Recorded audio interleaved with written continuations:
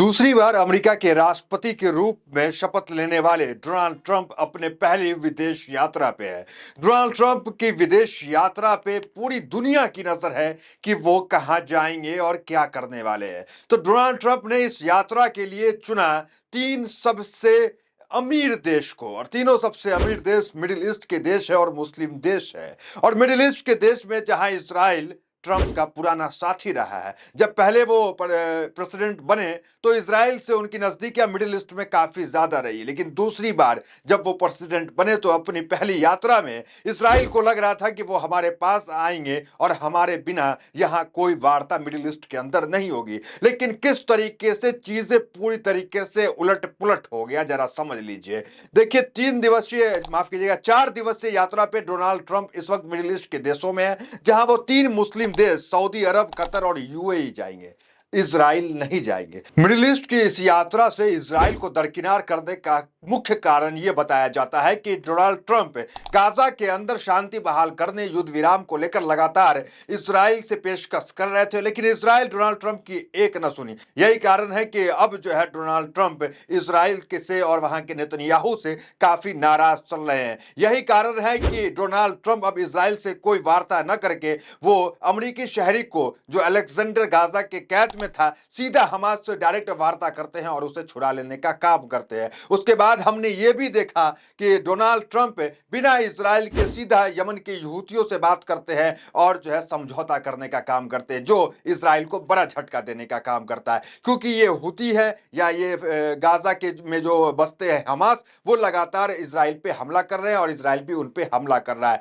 हुती क्या करता था यमन का, वो जो भी सी के अंदर, जो अरब सी है उसके अंदर, जो रेड सी के अंदर जहाज अमेरिका का आता था एक्सपोर्ट का, उस पे जो है हुती हमला कर देता था। लेकिन डोनाल्ड ट्रंप ने डायरेक्ट हुती से बातचीत करके उससे समझौता कर लिया, अब वो हमला नहीं करेगा। तीसरा, हमने देखा कि हमास से वार्ता हो गया। चौथा, हमने देखा कि ईरान को लेकर, न्यूक्लियर डील को लेकर अमेरिका जो है डायरेक्ट बातचीत कर रहा है, इजराइल का कहीं रोल नहीं है। सोचिए, मिडिल ईस्ट में जो सबसे पुराना साथी यूएस का रहा हो, उसे पूरी तरीके से दरकिनार कर देना, तो सोचिए हेडलाइंस तो बनेगा। और दुनिया के अखबारों में क्या कुछ हेडलाइंस बन रहा है नेतन्याहू और ट्रंप को लेकर के, आपको वो बताएंगे। उससे पहले बता दें, इस यात्रा में डोनाल्ड ट्रंप का इजराइल को अलग थलग करने का उद्देश्य इसलिए भी है क्योंकि इस यात्रा में कई अहम फैसले हुए हैं और उसी फैसले की वजह से इजराइल को साइड रखा गया। देखिए, यात्रा का बहुत महत्व है क्योंकि डोनाल्ड ट्रंप अमेरिकी राष्ट्रपति का ये पहला जो है विदेशी यात्रा है दूसरी बार शपथ लेने के बाद।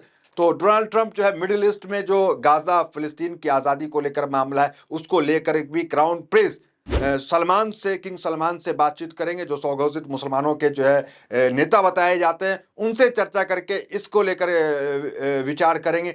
दूसरा, कहा जाता है कि आर्थिक यूएस इकोनॉमी में एक बड़ा जो है पैकेज जो है डोनाल्ड ट्रंप के मुलाकात से और ये आने वाला है, तो ये भी देखने को मिला। देखिए, यात्रा लगातार जारी है, लेकिन अब तक जो अपडेट हमारे पास आ रहा है इंटरनेशनल मीडिया से निकल कर, वो ये आ रहा है कि डोनाल्ड ट्रंप ने $142 बिलियन का जो है सुरक्षा जो है वो सऊदी अरब को प्रदान किया है। जो तमाम हथियार है, असला, गोला बारूद जो भी है, वो सब सऊदी अरब ने अमेरिका से खरीदा और अमेरिका की इकोनॉमी में $142 मिलियन का जो है इजाफा हुआ, जिससे अमेरिका के राष्ट्रपति डोनाल्ड ट्रंप पूरी तरीके से गदगद है। और ये बताया भी जा रहा था यूके यूएस इकोनॉमी को मजबूत करने के लिए ये यात्रा भी अहम है। डोनाल्ड ट्रंप इसलिए भी यात्रा कर रहे हैं, इसलिए भी सबसे अमीर देशों को डोनाल्ड ट्रंप ने चुना है, जिसमें इजराइल को उन्होंने छांट दिया। देखिए, कुछ अहम फैसले हुए, अब सीधा फैसले पे चले आते हैं और उसके बाद हेडलाइंस क्या चल रहा है उसको बताते गए। देखिए, सबसे बड़ा फैसला क्या हुआ।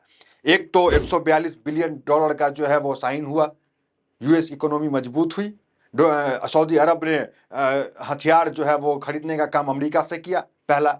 दूसरा सबसे महत्वपूर्ण क्या रहा? दूसरा सबसे महत्वपूर्ण रहा सीरिया जिसे डोनाल्ड ट्रंप ने आतंकवादी देश घोषित कर दिया था और कहा था कि स्टेट स्पॉन्सर टेररिज्म वहां पर होता है।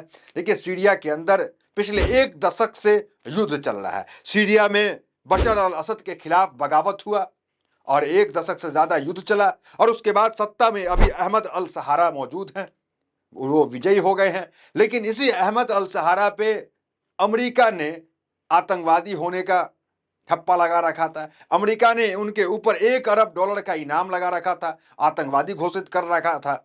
लेकिन डोनाल्ड ट्रंप कहते हैं इस सेमिनार में, जब वो सऊदी में सेमिनार में अटेंड कर रहे थे, उसमें ये कहते हैं कि हमने तुर्की के प्रेसिडेंट रजब तैयब अर्दोगान से बातचीत करके, हमने सऊदी अरब के क्राउन प्रिंस किंग सलमान से बातचीत करके ये फैसला लिया है कि सीरिया का जो प्रतिबंध हमने लगाया था उसे हटाने का काम कर रहे हैं। तो ये सबसे बड़ी खबर है जो इजराइल को भी झटका लगा है।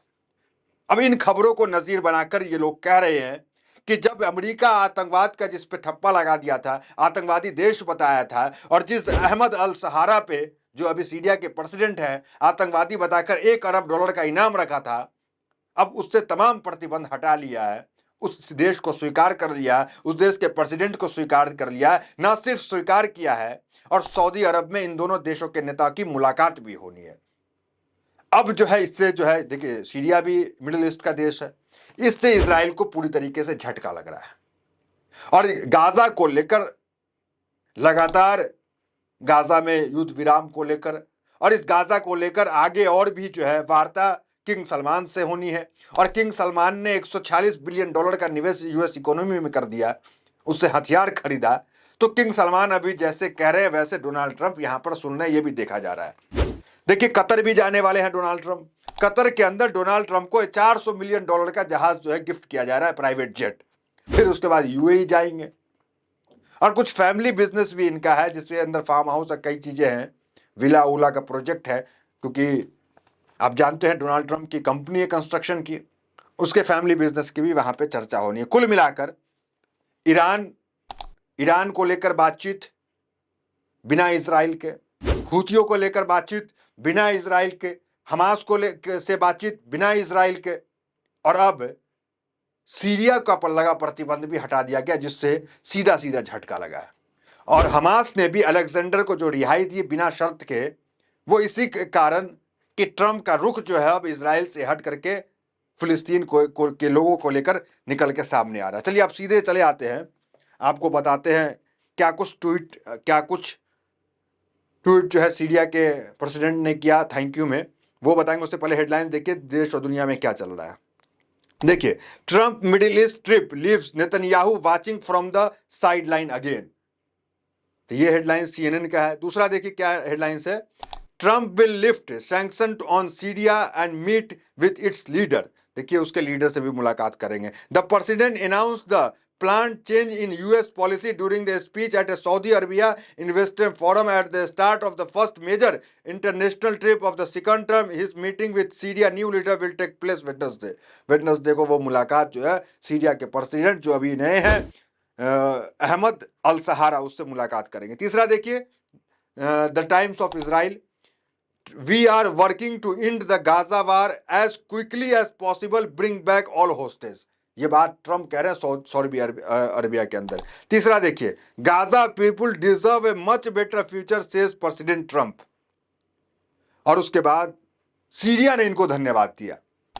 देखिए क्या कहा सीरिया ने, in social media post Syria foreign minister Asad al-Sabina said that the relief from US sanction represent a new page for the Syrian people and thank Saudi Arabia for the role it played in sanction removal. वो Saudi Arabia को शुक्रिया अदा कर रहे हैं कि आपने इस पे रोल है। देखिए टाइम मैगजीन है, टाइम मैगजीन को अगर आप पढ़ेंगे तो उसमें आप देखेंगे नीचे, तो उसमें साफ लिखा हुआ है कि इजराइल को लेकर के जो इजराइल में लगातार पेशकश कर रहे थे डोनाल्ड ट्रंप, उस पेशकश को जो है नहीं मान रहे थे नेतन्याहू, उसको लेकर जो है नाराज जो है वो चल रहे हैं आपको ट्रंप। तीसरा हेडलाइंस देखिए, ट्रंप के मध्य पूर्व दौरे से इतना परेशान क्यों इजराइल, सऊदी ईरान पर इन फैसले ने बढ़ाई नेतन्याहू की चिंता, ये सब हेडलाइन चल रहा है। ट्रंप के मध्य पूर्व दौरे से परेशान नेतन्याहू, डोनाल्ड ट्रंप को मिलेगा दुनिया का सबसे महंगा गिफ्ट, ये भी चल रहा है। अल जजीरा देखिए, अमेरिका ने गाजा बंदियों के मुद्दे पर हमास के साथ सीधी बातचीत की पुष्टि की, तो ये एक्सेप्ट भी कर रहे हैं। और सबसे बड़ा फैसला निकल के आया कि सीरिया पे जो प्रतिबंध लगा था वो हटा दिया गया। अब लोगों का क्यास लग रहा है कि गाजा को लेकर के इस मिडिल ईस्ट के दौरे से कुछ बड़ा फैसला हो सकता है, क्योंकि किंग सलमान जो है वो न तो इजराइल को पसंद करते हैं, किंग सलमान जो है वो गाजा को लेकर के भी सॉल्यूशन चाहते हैं। और अब जब किंग सलमान ने इतना 142 बिलियन डॉलर का निवेश किया और अमेरिका के अंदर डोनाल्ड ट्रंप की वाहवाही हो रही है कि यूएस इकोनॉमी को बढ़ाने के लिए अमेरिका डोनाल्ड ट्रंप का इतना बड़ा योगदान रहा है, और कहा जाता है कि डोनाल्ड ट्रंप के कार्यकाल का दूसरा सबसे बड़ा जो व्यापार है, जो यूएस इकोनॉमी को मजबूत करने वाला, ये सौदा सऊदी अरब के साथ हुआ है। फिलहाल खबर यही है कि ट्रंप ने इजराइल को पूरी तरीके से दरकिनार कर दिया है और हर फैसले इजराइल के बिना ले रहे हैं।